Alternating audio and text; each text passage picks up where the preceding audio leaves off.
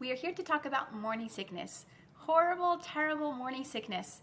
And if you clicked on this video, then you're probably going through it right now. I'm so sorry. It's a part of pregnancy that no one likes, but you kind of gotta survive through it in order to get that beautiful baby at the end. So I want to talk about some things that everyone should be doing to combat morning sickness, and then some natural remedies that you can try a variety, mix and match and see what works. And then we'll also talk about prescriptions and what role they play in combating morning sickness if you get to a point where you want to go that route. Before I continue, I want to introduce myself real quick. My name is Rachel Moises. I am co-founder of the Mighty Mama Movement, which is an online birth education program that teaches women how to give birth with practically no pain. So if that happens to be something you're interested in, you can go to mightymamamovement.com or click the link that I'll put in the description to take a free birth class that I teach that gives you some amazing techniques to reduce pain during birth. And then we also have a full, complete, comprehensive birth course that will teach you everything you need to know to give birth with practically no pain. But we're here to talk about morning sickness, so let's get to that. First things first, there are a few things that every pregnant woman needs to be doing, because nothing else that you try to work on your morning sickness will be as effective, or maybe not even work at all, if you're not doing this first. And you may have heard this before, but it's so important that I've got to talk to you about it. And that is eating frequent, high protein, healthy meals. I know that this can be so burdensome and so hard to do because you just feel like you're eating all day long, on top of the fact that you probably don't even feel like eating. You feel nauseated, you have loss of appetite, you just feel so sick and tired. The last thing you want to do is be finding something to eat every 1.5 to 2 hours. But it really makes such a big difference that you've got to do it. Okay, so with my very first pregnancy, I was really quite sick. I was vomiting 5 times a day on a regular basis. Dehydrated, losing weight, really just not doing well. And I eventually learned that part of the reason I was in that situation was because my mentality towards feeling nausea was based on the only experience I've ever had with nausea before that, which was, when you get a stomach bug or you're sick, and you're sick for a few days and you don't really eat much because you don't feel like it just comes back up or whatnot. If you do eat, it's really light and everything.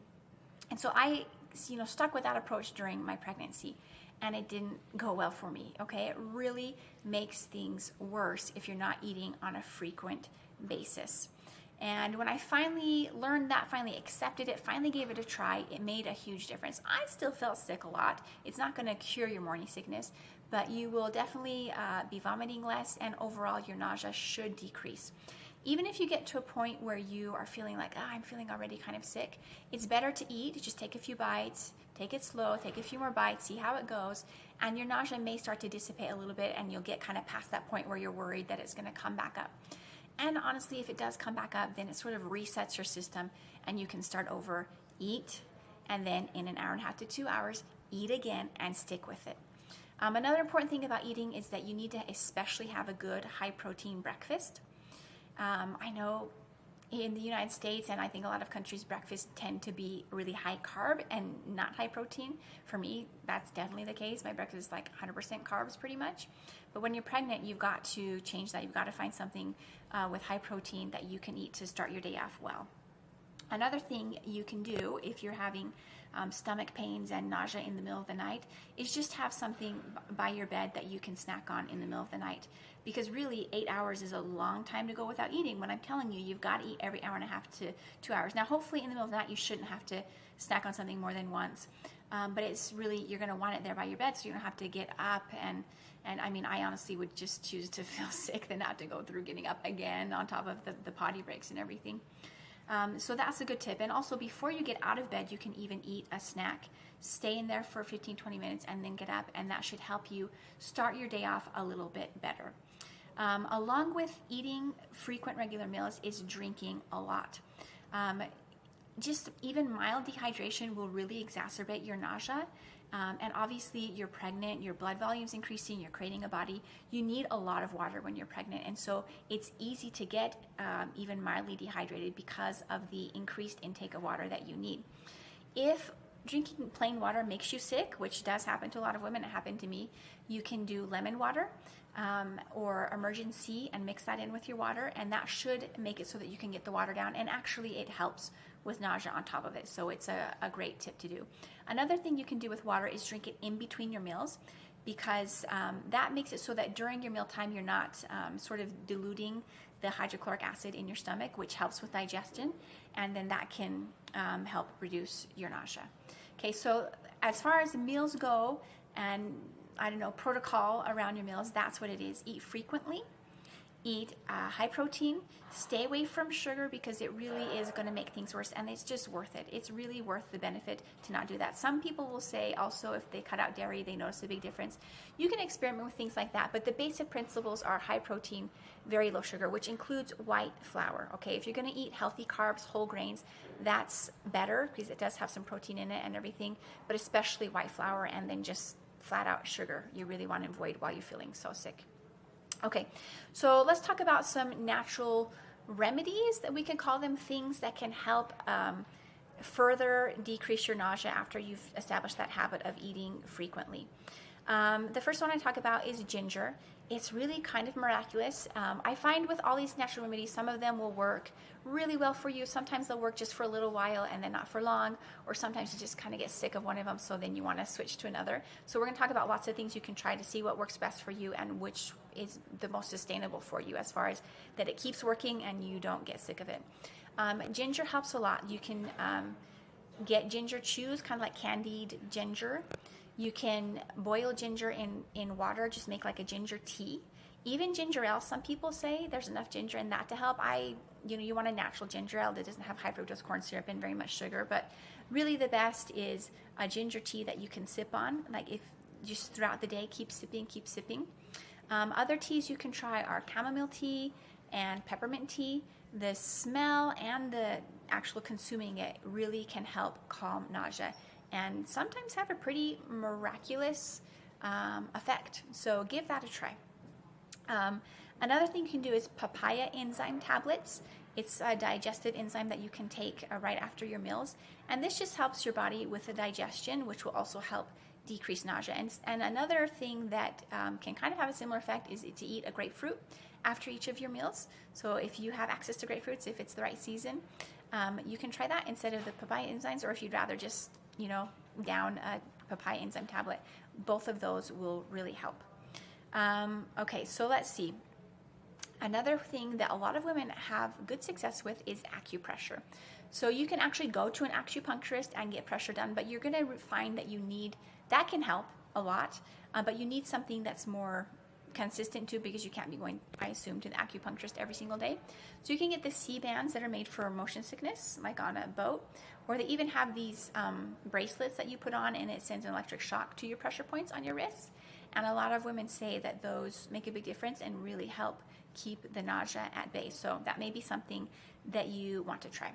Another thing is that some women find that their prenatal vitamin contributes to nausea. So most women have the habit of taking that in the morning, but you can try taking that in the evening. And if you're prenatal, well, actually, just kind of a side note, you should be taking prenatal without iron and then taking your iron separately, because iron does interfere with the absorption of a lot of different vitamins that would be in your prenatal.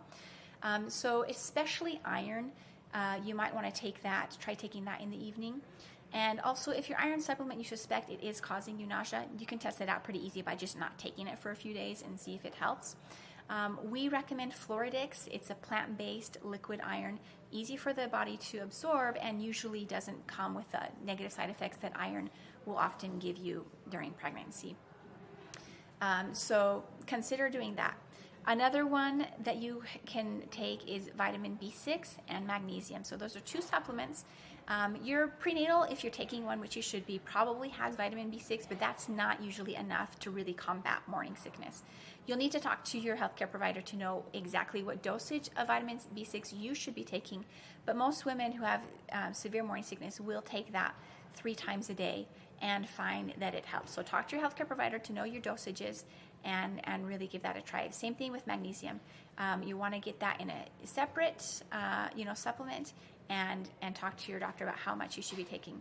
But aside from just taking those supplements, you can increase your consumption of foods that are high in both of those vitamins. So vitamin B6 you're going to find in avocados, nuts, beans, bananas, and some other things that you can search up. Magnesium is also in avocados and nuts, so those are really good things. Whole wheat has magnesium. So try to, let's see, also spinach also, which has iron. So it's a great thing to eat while you're pregnant. So try to increase those foods that are giving you the nutrients that you need to, combat it. But like I said, a lot of women find that they do need a supplement during this time where your need is quite a bit higher than, it's not easy to get the amounts that you need just from the food that you're consuming, even though that's always the ideal, is to get your nutrition from real food, right? So those are some things that you can try, natural remedies that a lot of women find help. Like I said, mix and match, try one, try another, do some experimenting, and see what is helping you. Now, I want to take a minute just to talk about prescriptions. When I was pregnant with my first baby, I was really sick, and just like I told you, it was pretty bad. But I still didn't ask my doctor about taking a prescription because I thought probably unless I was, in the hospital sick, then that wouldn't be a route that would be an option for me. So it wasn't until my sixth pregnancy, towards the end of the morning sickness phase, my midwife asked me how I was doing, and I said, I'm pregnant, so not very well, but what can you do? And she said, well, would you like to try a prescription? And I thought, well, I said, I didn't know, is that an option for me? She said, of course. You want to try one? I said, yeah, I do. And so I did try a prescription, and it helped. I still had about a month of morning sickness ahead of me at that point, and it helped a lot. So I was really grateful to have found that.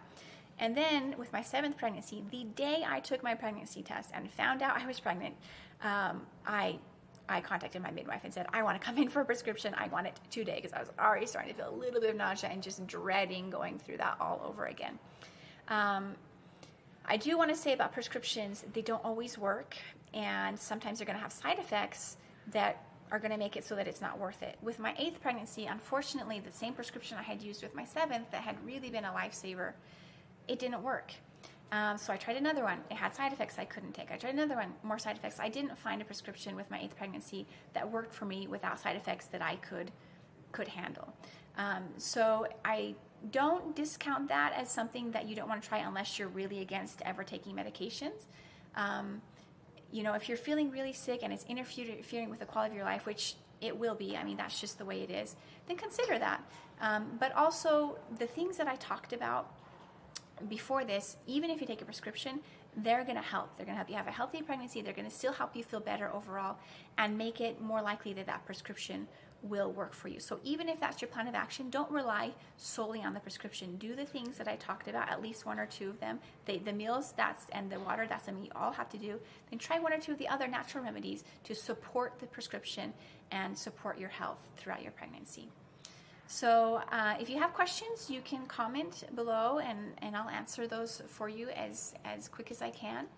And like I said, if you want to learn more about the Mighty Mama movement in general, where we teach women all about pregnancy and birth, and especially our real big focus is how to give birth with practically no pain, then visit us at mightymamamovement.com and you can learn more.